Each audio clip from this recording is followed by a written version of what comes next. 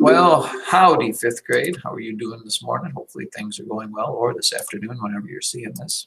If you want to take out a blank piece of paper or find your notes under decimals, we will jump right into something fun and exciting.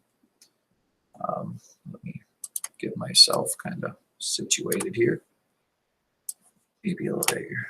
Maybe a little bigger. All right, here we go. So under decimals, we'll write that nice and big up here. Under decimals, our little subtopic is reading and writing them. Reading and writing. And we're going to start off with a little example, 78.325. And let's do a little review here as to place value of decimals. Okay, here is our decimal. That's our little divider. And we are pretty familiar with the left of the decimal. This 8 is in the units place. And the 7 is in the tens place. That's all stuff that we've already known, so we don't have to go too much into that. Now, after the decimal here, the first place after the decimal is the tenths place. Notice that TH. And then the second place is the hundredths place. And then the third place after the decimal is the thousandths place. Thousandths place. Okay, now this place also, the book throws this at you, and I'll just give it to you right here. This thousandth place in money, we call a mill. Just like this is a dime, a penny. In money, if by some chance we had a thousandths place, they call it a mill, which is kind of confusing because it sounds like million, but it really is only the thousandth. You know, and you can think about that in the metric term when we talked about a new millennium, that's only in 1,000 years. So we get that a little confused with millions and whatevers, but that's neither here nor there. Now, let's talk about this number we have here. I'm going to rewrite it over here. If I have 78.325, and the rules for reading and writing numbers are just like this. Step number 1 is you say the number that's in front of the decimal. Say the number in the front of the decimal. So in this case, if I were saying this, that would be this number right here, and I just say 78. 78. That would be step number 1. Step number 2 is the easiest one of all, is for the decimal, you say the word and. You say the word and for the decimal.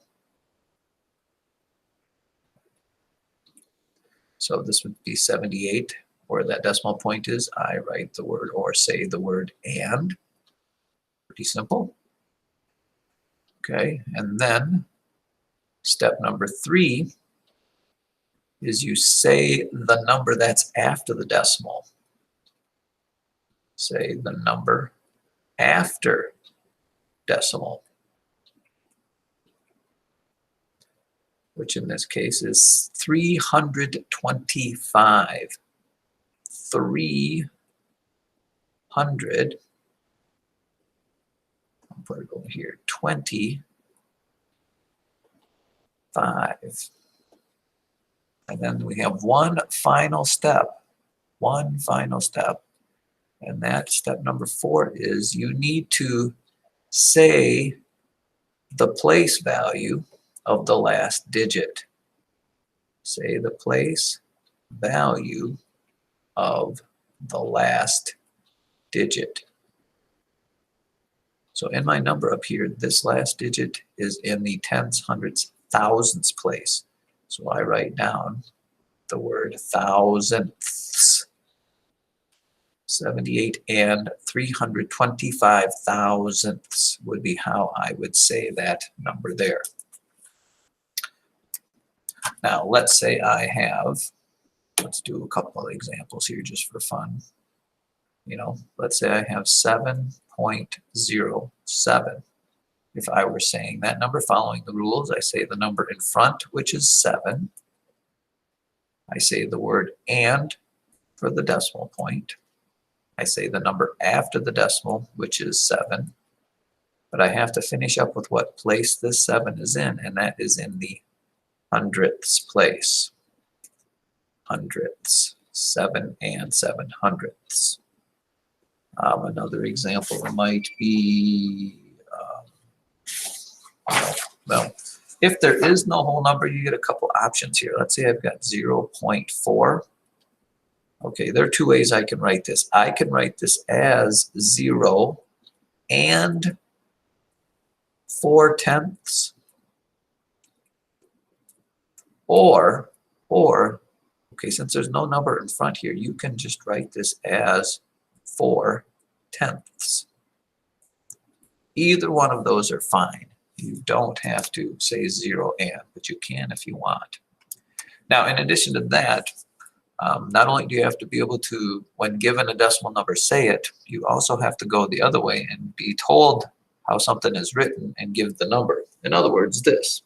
If I say 30, write this down. If I say 30 and 1/10, and I am supposed to write that in digits, it's the same deal. Always look for the word and, because the word and separates the problem. That's your decimal point. In front of the decimal, I have 30. After the decimal, I have 1/10. This is a 1, and the 1 has to be in the 10th place, which it is right there because there is the 1. The 10th place is the first place right after the decimal. Let's try another one. What if I have 7 and 89/100ths? 7 and 89/100ths. Let's follow our rules and just kind of work backwards. The word and is my decimal point. In front of the decimal, I have the 7. After the decimal, I have the number 89. Now you have to be careful. Here's where you have to decide if you need to put an extra digit in there. The 9 has to be in the hundredths place. So it's in the hundredths place. The 8 is in the tenths place.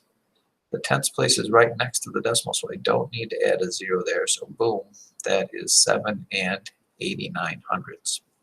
And we will do one more. What if it was 6 and 5/100ths? So that would be this. Again, looking at the word and, in front of the and is a 6. Then you put a 5, and the 5, the digit 5 has to be in the hundredths place. So if this is in the hundredths place, I know I need to put a 0 to take up the tenths place. Okay, I need a 0 to take up the tenths place. So this is 6 and 5/100ths. Be careful, because a lot of kids will do this. They'll put this, oh, that 5 needs to be in the hundredths place, or I need a hundredths place. This is not 6 and 5/100ths. This is 6 and 50/100ths. 5 has to be in the hundredths place. So be very, very, very, very, very, very careful with that. Hopefully 5th grade, that gets you where you need to go. Appreciate you stopping by and taking these notes. I will probably see you, well, some of you I'll see later in math class. I will stop this crazy thing. Have a good day.